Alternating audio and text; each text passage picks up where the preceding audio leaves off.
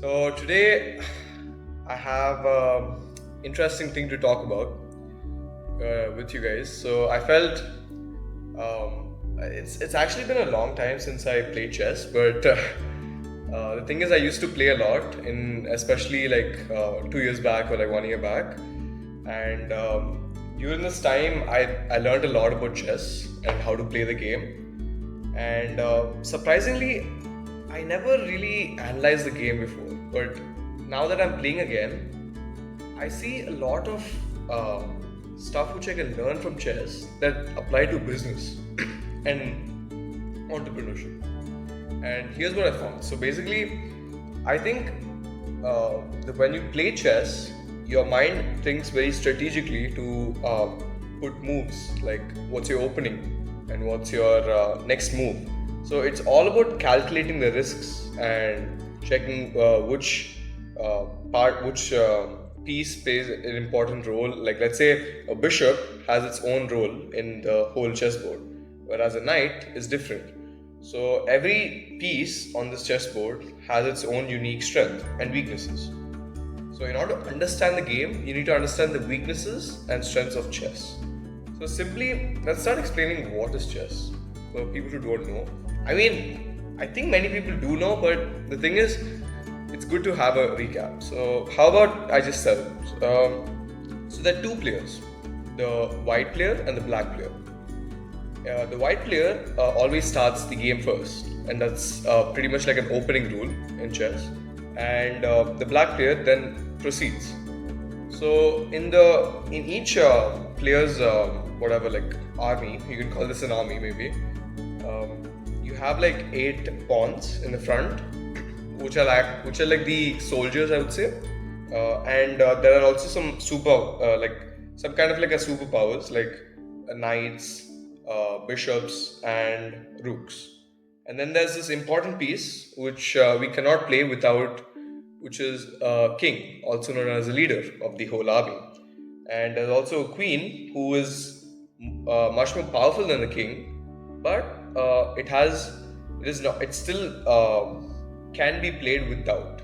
So the king is something that we can't play with. Like, I mean, if we don't have this, we can't play the game. But if there's a queen and if we lose it, we can still play the game. So that's basically the rules. And I'll just explain you what I've understood from this all chess rules, and like how like when I'm playing the game, I could tell you like mainly 5 main rules which really were rooted in me when I was thinking about chess. When I was playing chess, I always thought some kind of strategic move always leads to success, and that's similar to what happens in business. It doesn't come with fluke.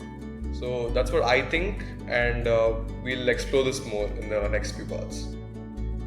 Let's start with the first rule. So of these 5 rules which I'm going to explain. So the first rule is about strategic planning, which is a key role and in both chess and in business. So how do I say this?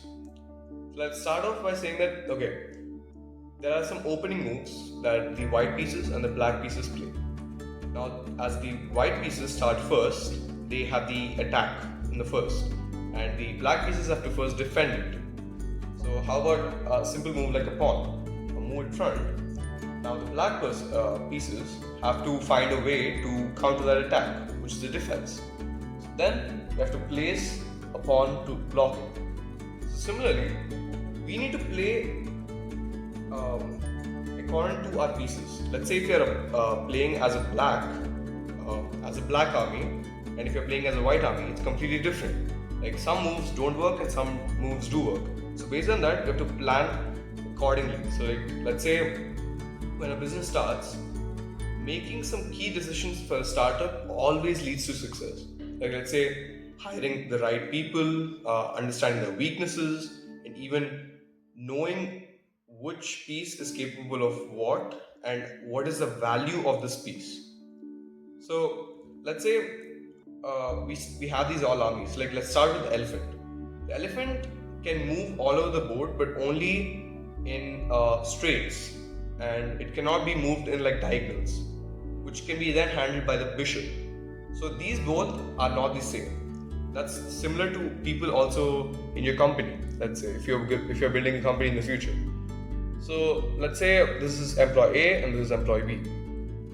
They both are working to improve the business and scale the business, but their strengths and weaknesses can determine the fall and rise of your business. It depends. So using them wisely can lead to a major breakthrough. But let's say if you ask a bishop to do what elephant can do, it can't perform the best because elephant is meant to be the best in its own field. So that's similar to like people, let's say in a corporate company. Some employees, like senior employees, can handle more critical issues and decisions that a company needs to make. Let's say like a partnership, or like a, like let's say if you're building a new product or like a website or an application, some employees or like the higher authorities can make more smarter decisions than the junior employees who are like younger and who have less experience. And that's similar with chess also. And one thing that we cannot never forget is the king, which is the leader of this whole big army. And assuming that is you now, you should always not move often, maybe. And what I mean by that is you should always know how to outsource your work rather than doing everything by yourself. I know that some people prefer to be like sole entrepreneurs. While that works at a short-term scale, that is not practically possible because if you're managing every single task that avoids your business to doom, it's very hard to keep up sometimes because like you're still a human, right? You're not a robot to like think 10 different things at the same time and execute and all that stuff. So it's important to understand each role and based on that play as a team. So that's what I understood as the first rule, which is strategic planning. The second lesson, which I think might help you also in understanding chess better and overall business also, so is adaptability. Why do I say adaptability? It's because adaptability is both common in business and in chess. Firstly, let's look at why is it important in chess. Because let's say you are playing as white and you're playing as black. Now, if you see, there's a complex set of different pieces allocated in different places, and we really have to analyze why are they placed in each of those positions. And critically understanding why this competitor is doing that certain move and what trap is he leading to is very, very important in the early stages of the game. And when you later on proceed with the game, it's equally as important because you have to cope up with all these new additional moves that lead to certain outcome from the competitor, and how do you counter that outcome to lead to your outcomes, or like your, let's say if you want to win, you need to understand how to stop him from winning by understanding and adapting to his moves and allocating accordingly. Now this might sound a bit complex, but it's quite simple. Now let's say there's two competitors in a market, okay? Buyer A, buyer B. Okay, they both sell apples. Okay, they both sell apples, but one sells better than the other. Why? It's because he adapts to the conditions of the market. Let's say if the market is very sensitive on prices, he carefully understands each customer's prices and builds up very good relationship with them, and that allows him to make wise decisions. Like let's say offering them at a cheaper discount because he thinks that there's a long-term viability of that customer. Maybe that customer might come again and he would buy because all you do is treat the customer the right way. So that's one way of looking at how he adapts to the market. Another person who earns less might do the opposite, where he is quite demanding, maybe. So both of them have their own way of adapting to the market, but one adapts the better, and that's what matters the most. Because if you are able to adapt to these moves better than what your competitor is doing, you're gonna guaranteely win. And this is very hard to like do it rather than just saying it. So if you see that like the knights are placed at different positions and it looks like a pattern. If you see the armies pieces are placed in like a certain angle and like a certain position. So carefully analyzing and making a step forward is the uh, absolute important and required thing that every business should make uh, at any stage, actually, not even in the early stages as a startup, but in any stage, because you're constantly filled with competitors all around the place. It's not like a game filled with only you as a competitor or like the player. So there are always full of players. There's someone who's always competing and trying to outwork you. So you have to always understand how to adapt to these new market conditions or like new positions, I would say, in chess. So assuming this like this market constantly changes with each piece making different decisions. Like let's say if buyer A looks at it differently and if buyer B looks at it different, there'll be like some constant speculation of what is going to happen in the market, who's going to make the money, who's going to lose the money, and yeah, so it just goes endless basically. So basic understanding is to adapt. Coming to the third lesson, let's start off with the third lesson. So basically, I think risk assessment is crucial in chess and business. Obviously, there is risk in everything. Like even playing a move is also a risk that you take a certain degree of risk.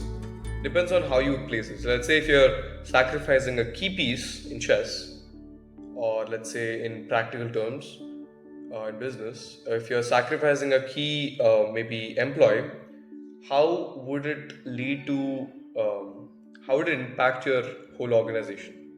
It might not impact the whole organization. Let's say if you're like a big company, but let's say if you're starting off and you have a team of 5 and one wants to leave, how would that impact your whole overall productivity scale, life cycle, and what is that you need? What are additional skills that you need in order to operate your business? So these all should be carefully analyzed, because before understanding those, you should always think twice before even placing a move in chess also, because and that should be quick. It should not be like a lengthy process, because chess is all about fast and risky and adaptable decisions that you make, and that leads to success. So it's very important. And decisions, let's say, lead to like for investment, maybe like for expansions, and even for like general stuff which a business needs to grow, are all risk-taking activities which lead to a long-term success maybe. And this is just a possibility, because there's no guarantee that one move of yours in chess can just make you win, because there's always a competitor who can counter it. And that's what makes the game so interesting, because it always leads to constantly thinking new stuff about how to come up with new plans to attack their enemy's king and destroy the clan or the army, if you say. So just see it as like how to take risks wisely. Let's say if you're sacrificing a key piece also, like a queen, it should be taken with very big of a caution, because if you don't do that, it always like leads to a downfall. So it's very carefully analyzed and then taken a decision. Let's say if you are going to sacrifice your queen to capture the king, it's worth it, because at the end of the day you're winning the game, but you're losing the queen. But it doesn't matter, you still win the game. So look at the bigger picture and understand how you should think. So like you should always have like 5-6 moves already planned in your head, and this like comes with through practice. It doesn't like come instantly like in day one, saying that you can just plan out like the whole chess game and just do exactly the pieces accordingly. So 5-6 moves seems reasonable, because if you plan too much also, it might not like adapt to the situation. So always think 5-6 moves that are guaranteedly gonna work in your whole chess game. Coming to lesson 4, we're talking about the end game. So the end game is basically like, how is your game going to really end? Do you want your chess game to end fast, like in 5, 6, 7 minutes, or will you take a longer approach where you will slowly improve your position on your and your chances of winning, and then slowly attack the king? So it's like different ways to look at it, but at the end, every competitor always looks at what is the ultimate goal. Similarly, a business should always understand that when you're starting a business, how much time do you think you will really spend on that business, and when will you think you want to exit? It's like some businesses might just even last for 3 to 6 months, but other businesses can even last for 20 years.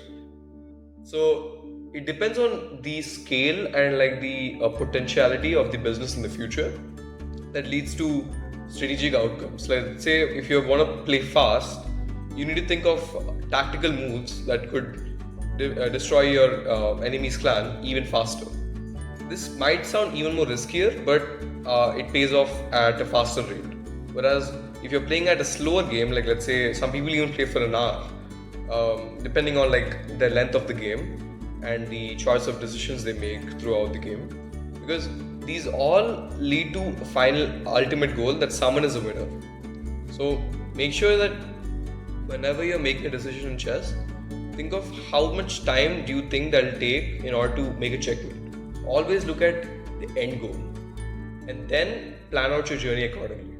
So that will always lead to a more wiser decision for any entrepreneur who's jumping into a field full of players, let's say a new industry or even an existing industry.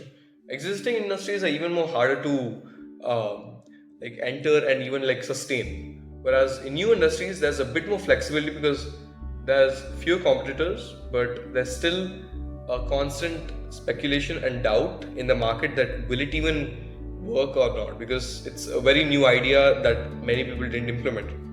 And same goes with chess moves. There are like a certain ways or tactics or like techniques proven by many grandmasters also.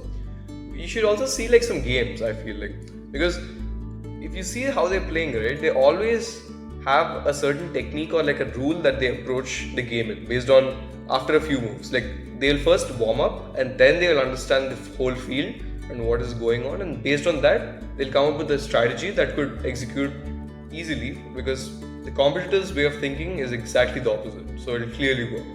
If he's thinking the same way you're thinking, let's say if you're trying to use the Queen's Gambit technique, which is a very famous technique used by many chess grandmasters, and if both of you are thinking the same way, it might not lead to as much success than to counter it and make a much more better move by defending or attacking. So make sure you always look at the best possible move. So lastly, the fifth rule of business and chess is, or the fifth lesson I would say, is mainly, I think it correlates with the first point of decision making and strategic planning, but it also adds a layer which is called decision making and pressure. And this is a very crucial step, guys, because I feel like this is the most connectable point towards business, because you're always looking at tight deadlines in business, because there's no way that you're going to spend hours and hours on some task which can be done in minutes. So you should always look at your time efficiency, your productivity, and how fast is your operations done, and how fast is your scaling happening, because that's what leads to a long-term greater success. So make sure you always make quick and decisive moves and test the ability of each player. Like before you even jump into the field of chess, you should always understand how you can test each player's capabilities, and then accordingly plan moves accordingly. So main thing is when you're under pressure, let's say if your opponent is able to checkmate you in like let's say 5 moves or 10 moves, you're always under pressure, like okay, he's always already planning something that I have to counter. Rather than stressing over it, understand what could you do to at least stop him and improve your position. It may not be the best always, so like understand this, your move may not be the best move that you could play always. So try to find how you can counter this, because that's what's gonna make your business last. You might not win, but it's all about also survival sometimes. Like let's say a business, is out competing another business by offering better products or better service. It's all about how you are still providing value to an extent and remaining under business rather than like just getting like knocked out and you're done. Your business is doomed. So make sure you always have like a plan B and like always think of ways in which you can come up with ideas under pressure, because I don't think it'll come naturally. Like if you like start off as a first initial entrepreneur, you would have to go through the struggle. Even me, like when I'm doing my business, I still am under struggle saying that what could be the next possible issue or challenge that I come across.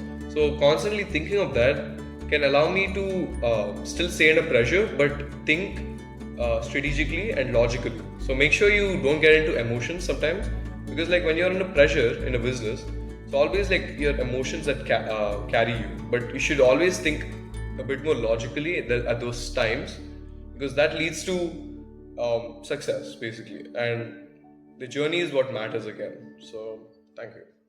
So that's all for today. I think I've talked a lot about all these 5 lessons. I hope they helped you, because I think I personally find this game very interesting and I play it more often nowadays, because after I found these rules, I didn't feel like stopping, because whenever I played this game, I always found something new in my head. Like I thought of new ideas outside this board, not just like planning, but something outside that I could do. And it's like everything was like a very creative idea which I found. So that's helpful for me. But I would suggest you all to also play more often. This game is like really powerful in order to shape your mind and even like improve your cognitive skills, I would say, because your brain will be able to think faster and make wiser decisions, which is crucial for any entrepreneur. So make sure you play this game more often. That's one of my requests, because I think it'll massively help and change your life also. So thank you.